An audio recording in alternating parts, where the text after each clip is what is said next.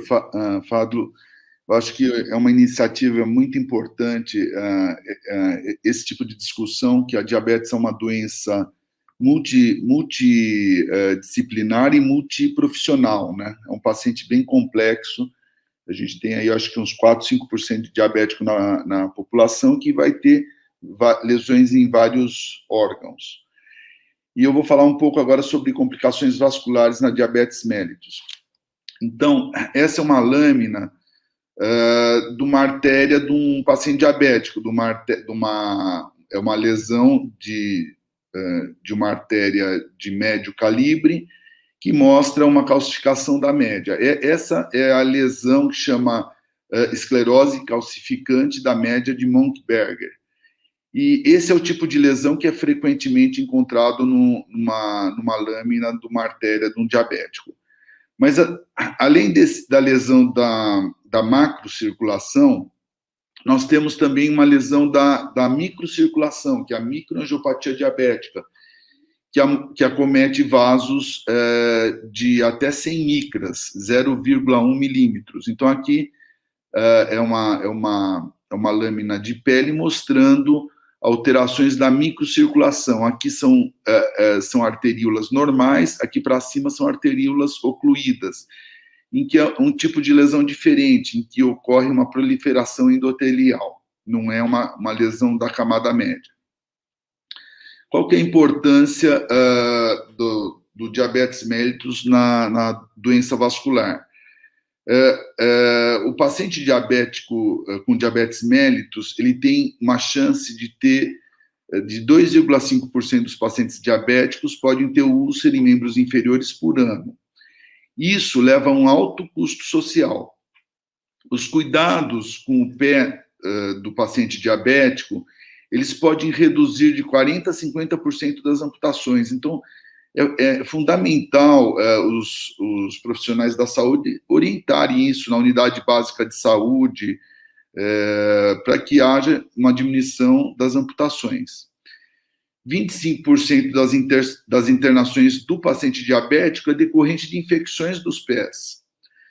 E o pé diabético, ele é responsável, de acordo com o DataSUS, a 59% das amputações não traumáticas. Então, a gente já pode ver, só nessa epidemiologia, qual é a gravidade da doença arterial vascular no paciente diabético. Então, a lesão arterial no paciente diabético vai levar a uma lesão neurológica devido à microangiopatia, vai levar a lesão em outros órgãos-alvos, como a retinopatia diabética, cerebral, cardiológica, como o Dr. Chagas bem explanou, renal pela microangiopatia diabética e lesões neuropáticas. O grande problema do pé diabético, além da neuropatia, que já foi exposta em uma outra apresentação em outro dia, além da neuropatia, da ausência de sensibilidade do pé, esse pé muitas vezes tem uma lesão microangiopática, conforme eu mostrei naquele slide anterior, e macroangiopática. Então, como que surge uma lesão nos membros inferiores do paciente diabético? O paciente diabético tem distúrbios metabólicos, como já foi bem dito, e tem a microangiopatia, conforme eu acabei de falar. Esses distúrbios metabólicos associados à microangiopatia vão levar a uma neuropatia, e isso vai levar a uma diminuição da sensibilidade e da propriocepção, e alterações autonômicas. Então, muitas vezes, um pé isquêmico diabético, ele é um pé vermelho, porque tem lesão do nervo simpático, levando a uma vasodilatação do pé. Então, é um pé que muitas vezes tem uma isquemia crítica, como eu vou mostrar adiante, porém, o aspecto de perfusão não é tão ruim, é até bom. Além disso, ocorre a aterosclerose da macrocirculação e a microangiopatia. E isso vai levar a uma vasculopatia, como diminuição de fluxo sanguíneo no membro. A associação da neuropatia e a vasculopatia nesse membro sobre a região plantar, em que ocorre um aumento de pressão decorrente da neuropatia, alteração de sensibilidade da propriocepção do pé, você vai ter uma pisada com pontos de apoio irregulares. Isso vai levar ao aparecimento de calos, fissuras e alteração da pele da planta do pé do paciente. Ao aparecimento de lesões, calos, fissuras vai levar a uma infecção secundária, ao aparecimento de uma úlcera, que pode evoluir para uma gangrena. Então, é fundamental a gente conhecer toda essa fisiopatologia para poder tratar esse paciente com o pé diabético. Então, isso daqui é uma alteração motora que ocorre no pé, os dedos ficam em garra, associados à alteração das oclusões arteriais da macrocirculação e da microcirculação, com aumento da pressão, principalmente na cabeça do metatarso, vai levar ao aparecimento de uma lesão na planta do pé. O grande problema é diferenciar um pé com microangiopatia. Então, o que a gente pode ver aqui é uma gangrena de dedo. E um pé com vermelhinho, com boa perfusão. Isso tem oclusão arterial da macrocirculação ou é só uma neuropatia associada à microangiopatia que a gente pode simplesmente amputar esse dedo? Então, vamos ver o que fazer diante desses casos. Então, é fundamental a gente fazer um bom exame físico com palpação de pulsos femurais, poplíteos, pulsos distais e ausculta arterial para saber se o paciente tem uma estenose crítica ou uma oclusão das artérias dos membros inferiores, denotando, assim, uma doença da macrocirculação. Então, você, verificando que tem um pulso pedioso presente com uma gangrena, você pode debridar ou amputar um dedo sem risco de evoluir por uma gangrena do membro. Muitas vezes o pé tem uma isquemia tão crítica que é visível no exame físico. Aí não tem essa dúvida do que fazer nesse paciente. Agora, o pé anterior, que a gente verificou que tinha uma gangrena de dedo e o pé com boa perfusão, se ele for submetido a uma amputação desse dedo sem ser realizada a revascularização da macrocirculação, muitas vezes o pé vai evoluir para uma piora pela agressão cirúrgica, uma piora da gangrena e perda do pé, levando a uma amputação no nível mais alto, uma amputação transtibial. Existem métodos para você diagnosticar como é que está a microcirculação. Esse é um método que você vê o volume de pulso arterial. Isso daqui é mais em hospital de pesquisa, é raro numa unidade básica de saúde, até num hospital geral. Mas a gente tem o Doppler ultrassom arterial. Se você tem dúvida se o paciente tem oclusão arterial, é um exame simples, ver o fluxo arterial, ver se o fluxo é trifásico, se é monofásico. Com isso, você consegue realizar o diagnóstico de uma oclusão arterial. Importante ver o tipo de pisada do paciente para ver se tem alteração neurológica, levando então a uma compressão da cabeça do metatarso. Isso daí tem alguns hospitais que tem uma plataforma computadorizada que consegue ver o tipo de pisada do paciente, se existe uma posição anômala dessa pisada.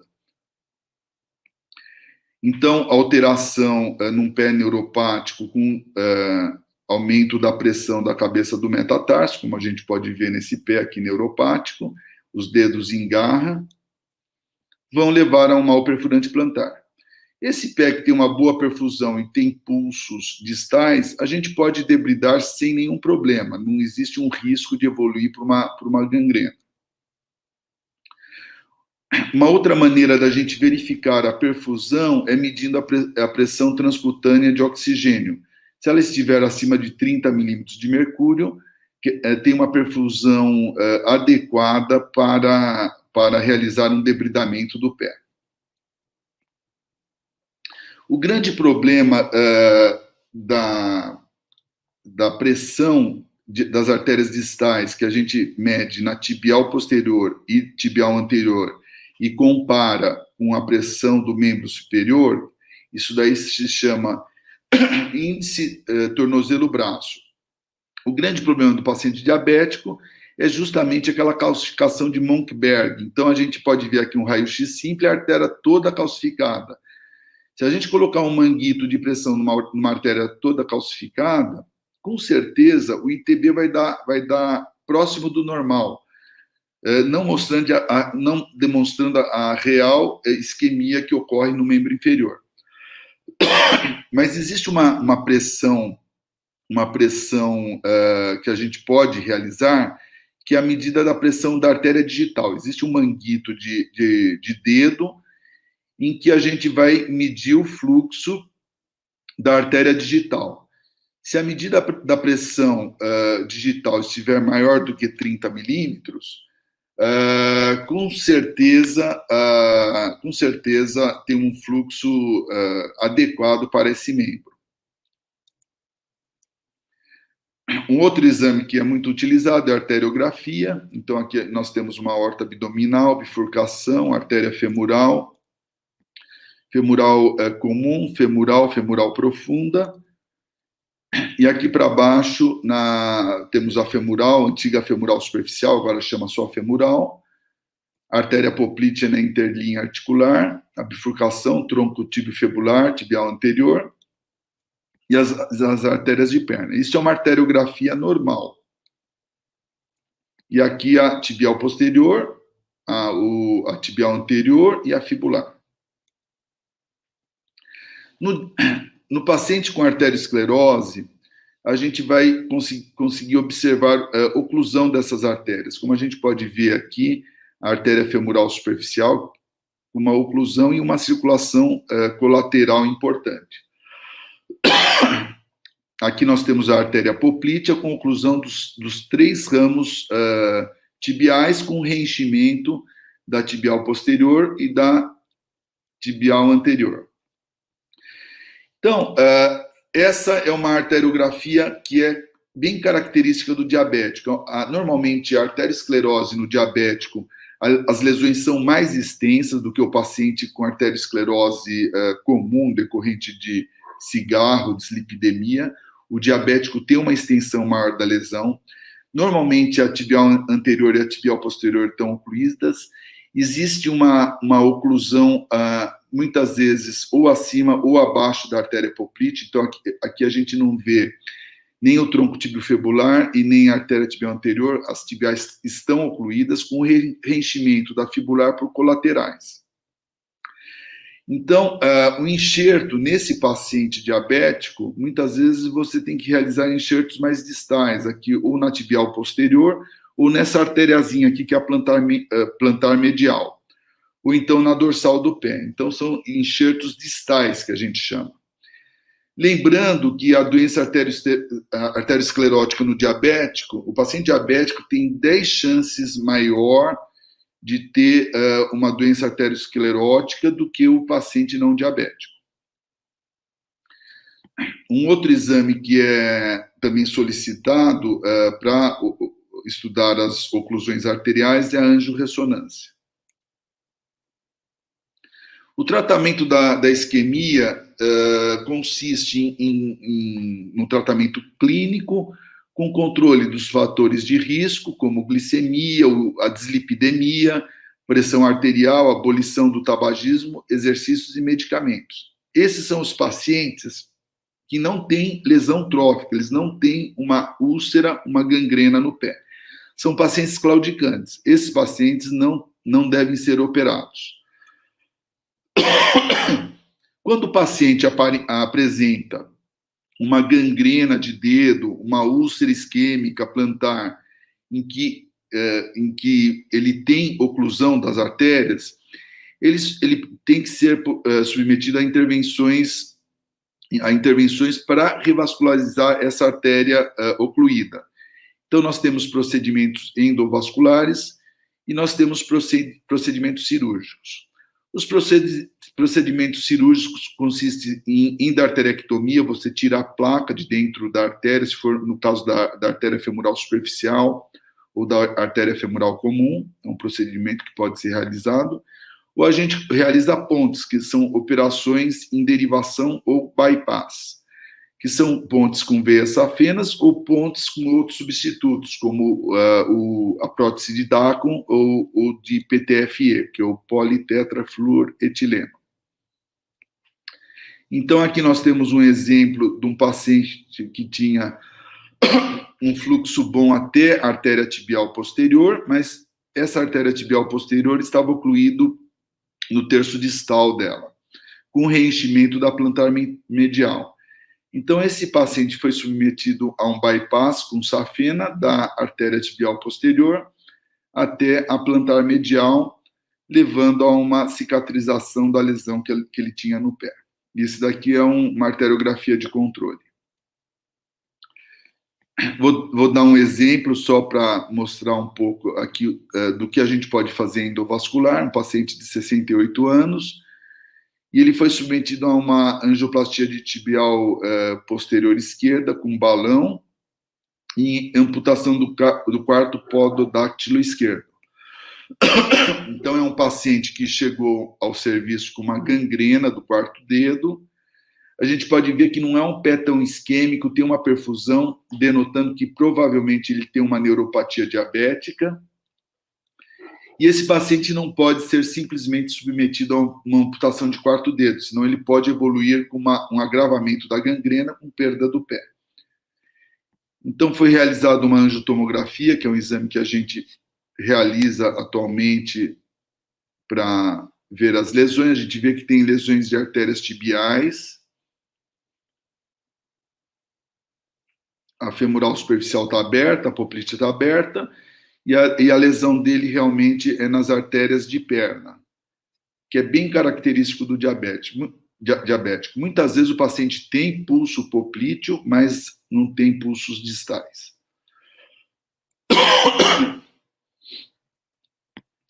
Então, esse paciente tinha indicação de revascularização, a artéria femoral, antiga femoral superficial estava aberta, poplite aberta e as tibiais ocluídas.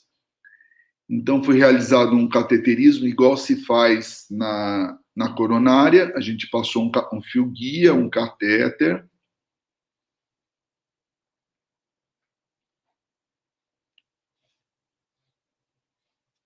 Aqui o reenchimento da tibial posterior por circulação colateral.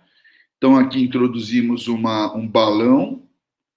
Foi realizada uma angioplastia da tibial posterior. Aqui ainda tem uma lesão. Uma outra angioplastia, e a tibial posterior foi totalmente aberta, com fluxo bom agora. Então, a gente vê que o enchimento está rápido da tibial posterior, e aqui a artéria dorsal do pé, ou pediosa, com reenchimento por colaterais. Então, alguns exemplos de isquemia em paciente diabético foram submetidos à angioplastia, depois amputação do dedo com gangrena e com uma boa granulação pós-amputação. Um outro caso também com lesões aqui no metatarso, no primeiro metatarso e no hálux, após angioplastia, uma boa circulação com boa perfusão. Algumas vezes a gente tem uma gangrena no calcâneo. A chance de após revascularização, isso não granular, é alta e esse paciente tem que evoluir para amputação. Então, existe uma opção cirúrgica que é após a revascularização das artérias tibiais, você pode realizar um retalho livre microcirúrgico. Então, você pega um retalho que pode ser da região dorsal ou abdominal e faz uma microcirurgia colocando um retalho assim na planta do pé, com uma boa cicatrização. Então, resumindo o que eu falei sobre a arteriopatia no diabético, a gente deve realizar o diagnóstico da arteriopatia diabética, ver se a lesão de artérias, a lesão é macroarterial ou microarterial, e a gente deve optar pelo melhor tratamento cirúrgico ou endovascular. e sempre lembrando que a gente tem que cuidar muito bem dos pés do paciente diabético.